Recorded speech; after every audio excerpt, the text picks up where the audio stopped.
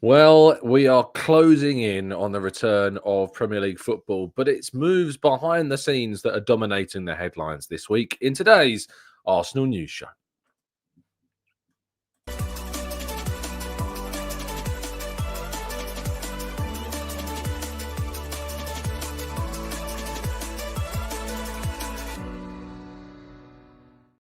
Hello and welcome to the Gooner. We're back again with you guys and girls for all of the latest transfer and Arsenal news. Thank you as always for joining me and making this a part of your morning routines. It is incredibly appreciated. I hope you had a fantastic start to your week. I hope that you're doing good and well.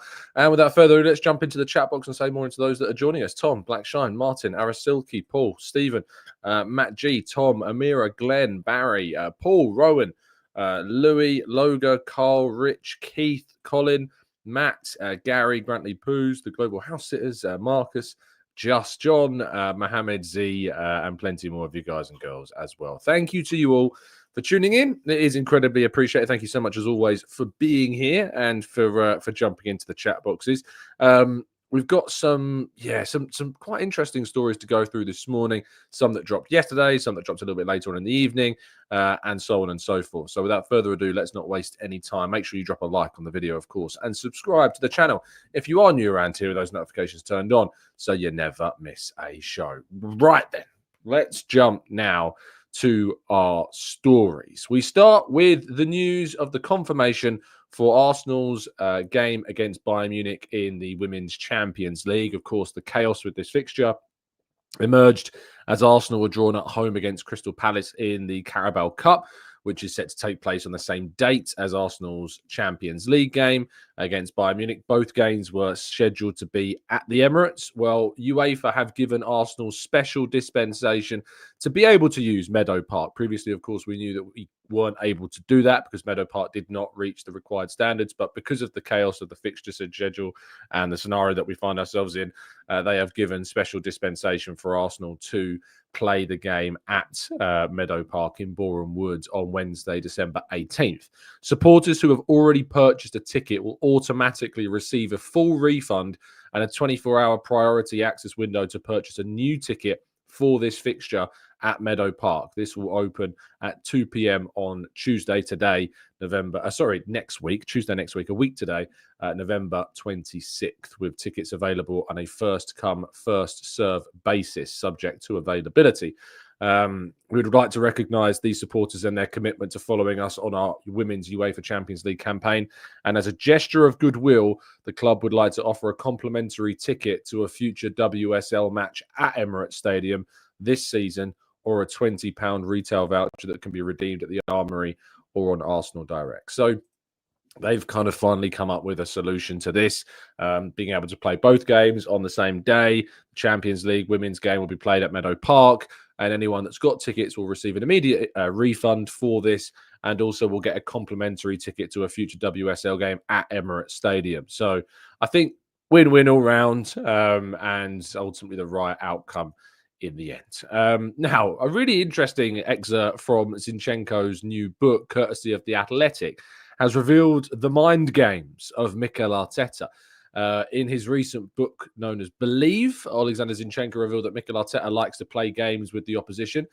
He's quoted by saying, "I've seen him tell injured players to come on the team bus and walk into the dressing room with their wash bag to put the other manager off the scent." Now, I'm not surprised that this is the case. In fact, I think we all kind of knew that this was something the club was doing. We saw Bukayo Saka down at Bournemouth ahead of that game. You might remember when he wasn't available, when he wasn't fit, and he was there with the squad, all kind of dressed with the same clothes as the team. And there was feelings that maybe he would be in the squad. But yes, with the amount of fans that stand at the club hotel, with the amount of leaks that are going out about team news prior to matches, Arteta's having to use all of the tricks of the trade to try and effectively put off the other manager. Now, I don't really know why Zinchenko has outed this in his book. I mean, I know that we kind of assume this to be the case, but if I'm Mikel Arteta, one of my own players is obviously talking about my tactics and one of the strategies they use, I'd be very curious to know if any journalist asks Arteta about this in his Friday press conference. about how he feels about one of his players revealing one of the secrets of the dressing room.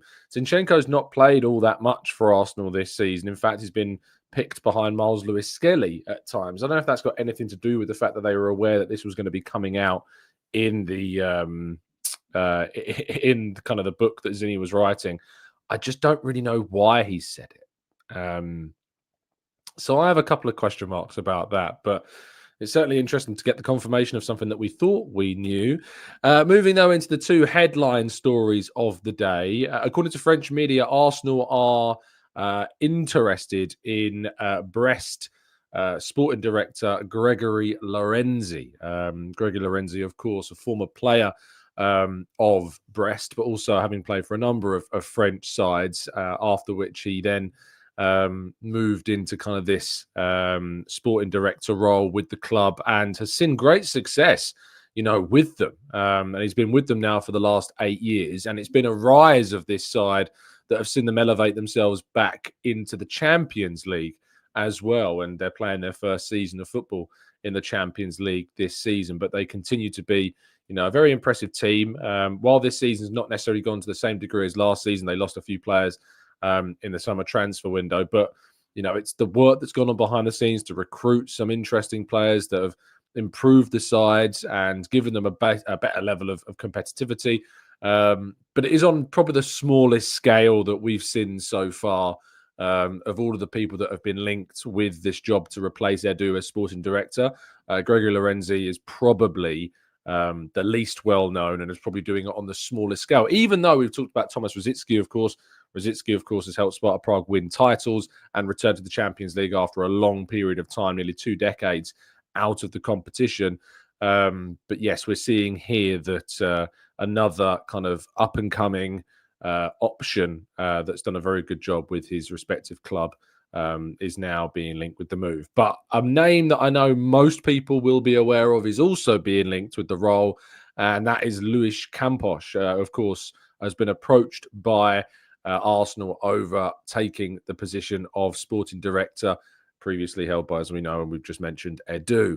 Luis Campos has been well known in France as well for his work at Lille and Monaco, and now, of course, PSG. His contract with PSG runs out at the end of this season, and he's been working there in an advisory role with transfers. He's not a sporting director at PSG, but it could be a role that sees him move into a more permanent position with Arsenal in a more executive position at the club.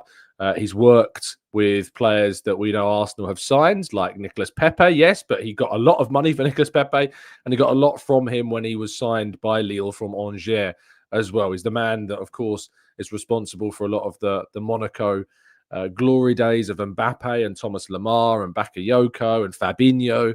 He's also the guy that spotted Gabriel and brought him to Lille, and then, of course, got him a significant sale to Arsenal also. In fact, I personally saw Luis Campos speaking with Gabriel after the game between Arsenal and PSG in the Champions League early this season. So clearly he's got that relationship with existing players at the club. So very, very interesting profile. There are pros, there are cons. I wrote an entire article on Luis Campos yesterday, which you can find on the football.london website. So let's wait and see who it turns out to be that gets this. But day after day, it does seem that there are more and more individuals being linked with potential moves to the club. And it's unsurprising because it's a very high-profile role in the sport. It's a very high-profile position in football, and it will be a very coveted role that a lot of people would love to, of course, be in the position of. Whether Luis Campos turns out to be that guy, whether it's Thiago Scuro, whether it's Roberto Alabe, whether it's Lorenzi, whether it's Thomas Rosicky, or somebody that we've not yet heard mentioned yet, remains to be seen. But the club are not rushing this decision, and it will probably be one that is made, I'd imagine, where they start closer to the summer transfer window. I'd be very surprised if anybody came in to take on any kind of role between now and January. I'd be very surprised. Never rule it out, of course, but I think it's more likely that we see a change and an announcement on this, maybe before the summer, of course, but then when it comes into effect and they start in the summer rather than the January transfer window. Right, let's go to part 2 and your questions right after this.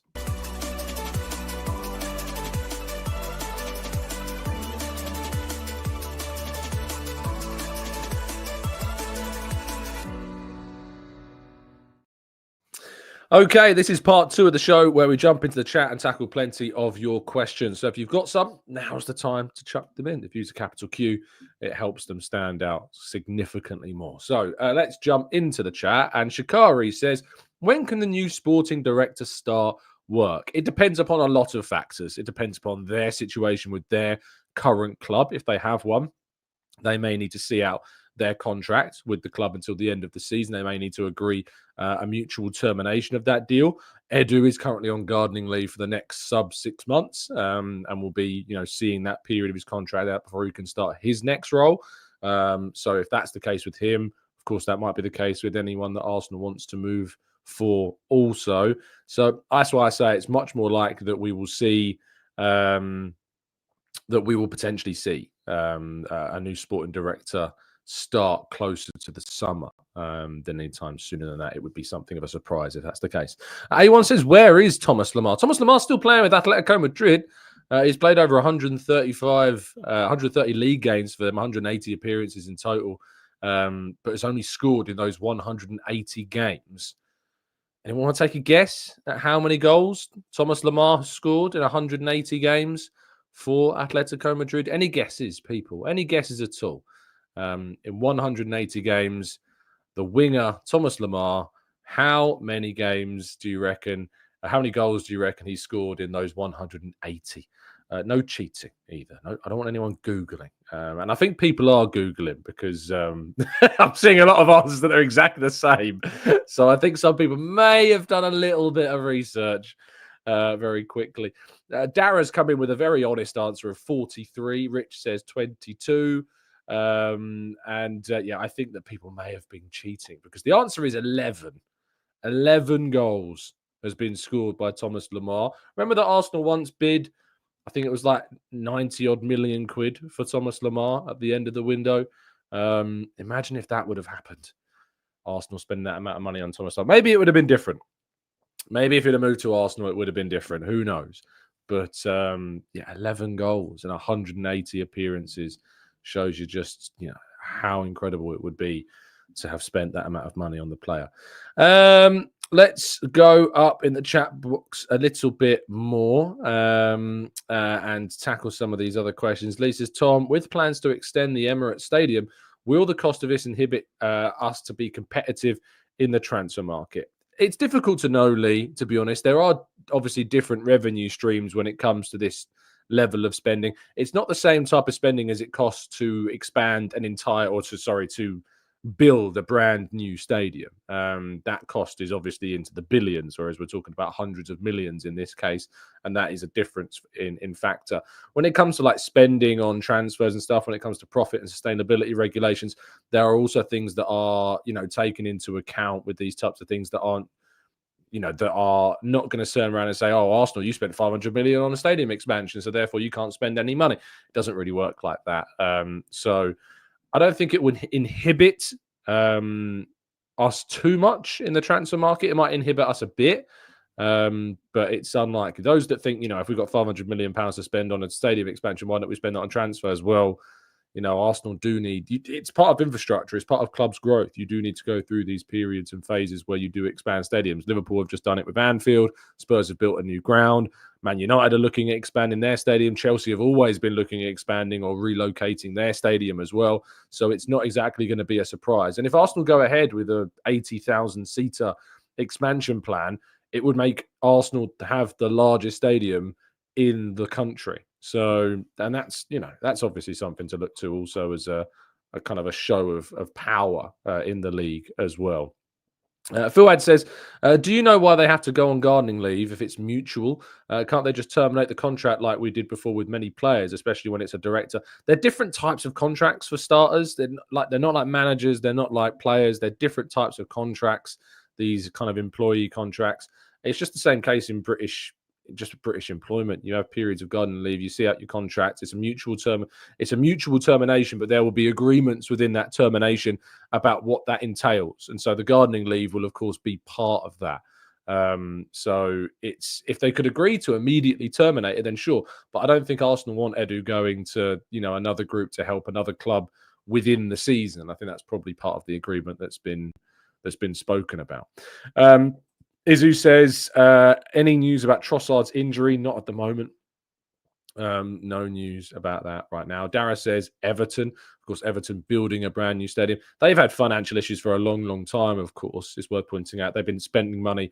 If you look at Everton and their transfer record over the last 5 years or so, the amount that they've spent compared to the amount that they've brought in for players has been, ridiculous. Not the last few seasons, but if you look at that period between kind of 2010 and 2020, they've had to really cut back on what they've spent because they're basically making a loss every single year by quite a considerable margin, other than perhaps a couple of years here and there. So, I mean, if you go to the 2015, they've spent 45 million and sold 10 million pounds worth of players.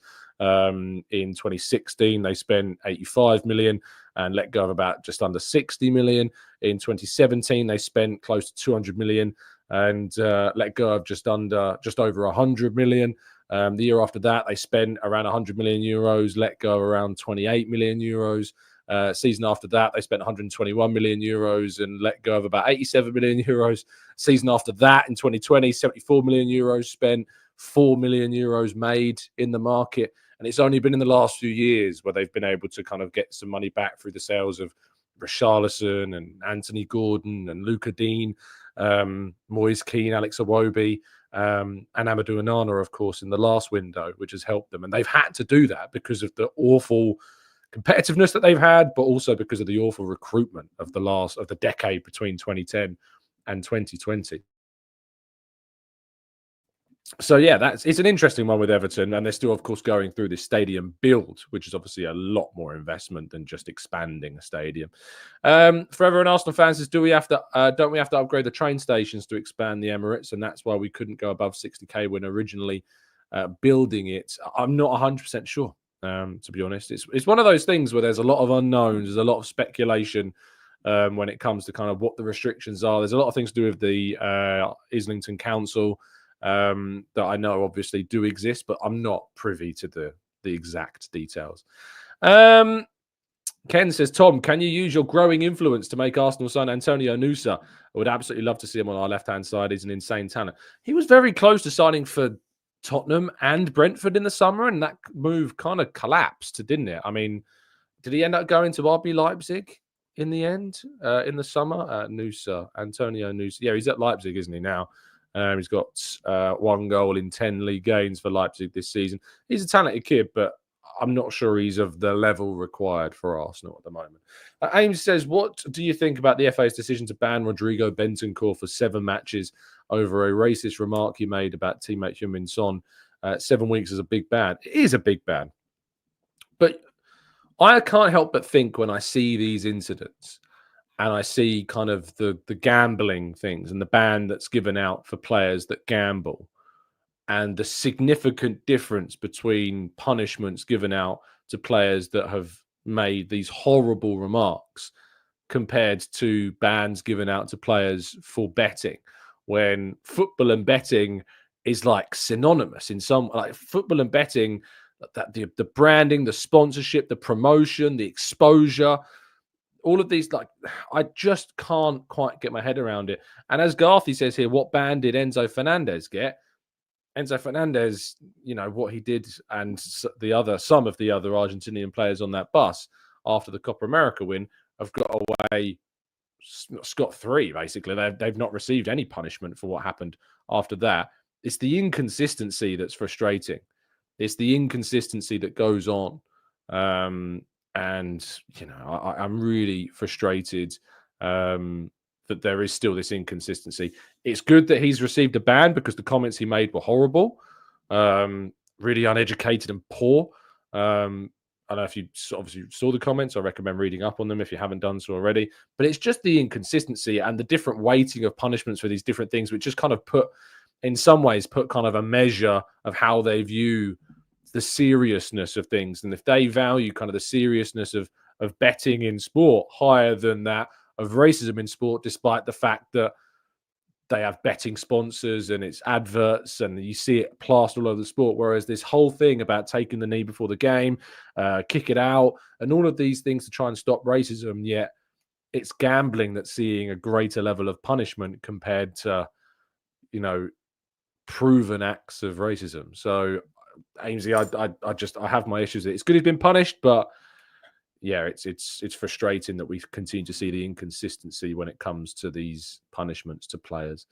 Tizer says, hi, Tom. Apparently Enzo didn't get a ban due to him being on international duty at the time, whereas Bentancur hadn't been released, which meant the Premier League could take action. I mean, sure, but the reality is whoever was meant to give the punishment out hasn't given a punishment out to Enzo Fernandez. So, like it's not an explanation. And I know that's not what you're trying to explain it. I know you're just highlighting the difference. But to me, like, someone is still has the finger pointed at them for not taking action in this instance. Tar says, Tom, what do you think of RVP's recent comments? We talked about this yesterday. We did a whole slide on it. I just said I think that I just think it's really pathetic, to be honest, what he was saying. I mean, focus on yourself, man. As I said, you stop losing 9-1 as a manager and then come out and make some more forthright comments about management at Arsenal. Yeah, King saying about here the inconsistency between Enzo and Bentancur and the expectations as well, and on what's going on with David Coote, and what kind of punishment is he going to get for the allegations he's facing right now, if any. So as soon as you have these punishments, you start looking at the difference between them, don't you? You start looking at what the difference between the punishments are to get a better idea of how they are viewed.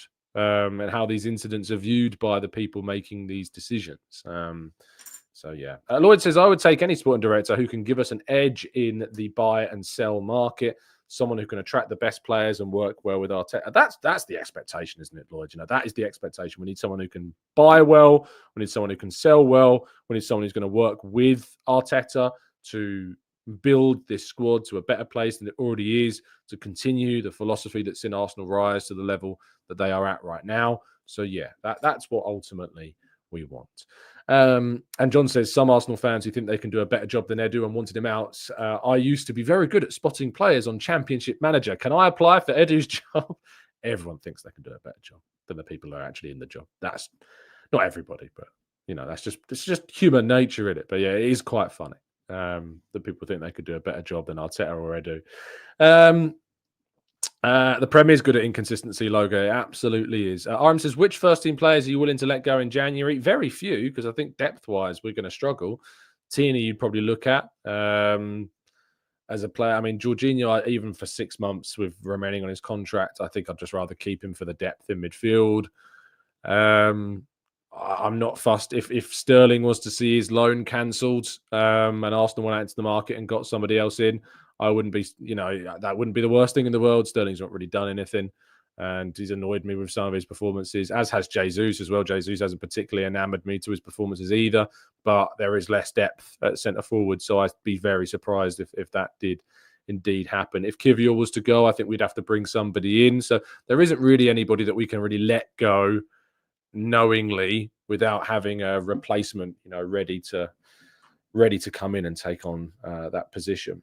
Councils, I think it was said that Enzo couldn't be punished because he was on international. Or someone surely can, though, Cal. Like surely some footballing governing body has the power when you're. So is it just to say that when you're on international duty, you can just do and say whatever and get away with it? Like it's mad that. And I know that's not what you're saying. I'm just saying that surely there is some governing body that has jurisdiction to punish players for doing things when they're not under the jurisdiction of the Premier League or the FA or UEFA. Surely someone must have jurisdiction to be able to enforce punishment or consequence for these types of things. Chris says, is there an option to cut Sterling's loan short? I don't know, Chris. I don't know. Most loan deals these days tend to have cut clauses in them, but I don't know if that's the case with Sterling.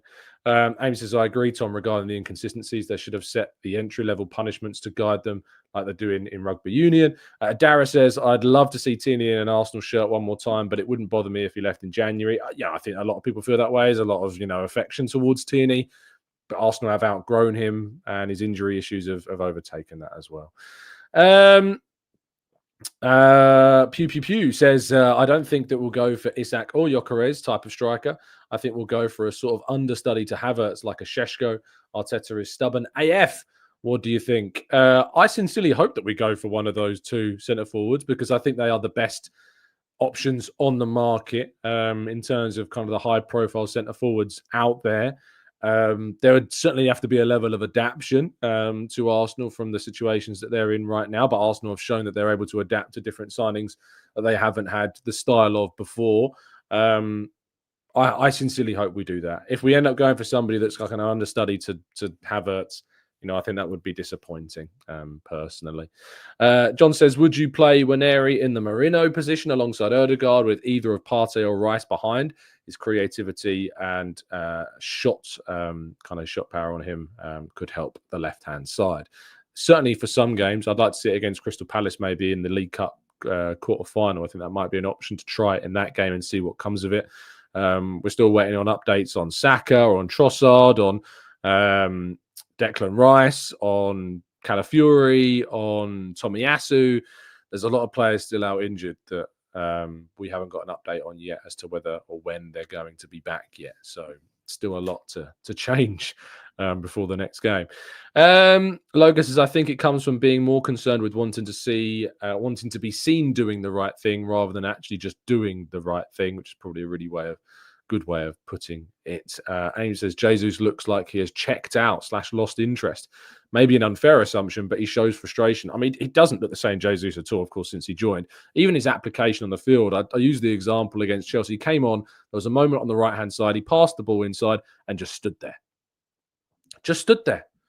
And it's like, you need to show more. You need to do more. You need to apply yourself better. You need to be pushing the players in front of you to get into this team. And what you're producing right now is simply not good enough. Derek says, Tom, massive game this weekend. No question, we need 3 points. Any predictions or changes? It's difficult at the moment, Derek, because we just don't know the team news.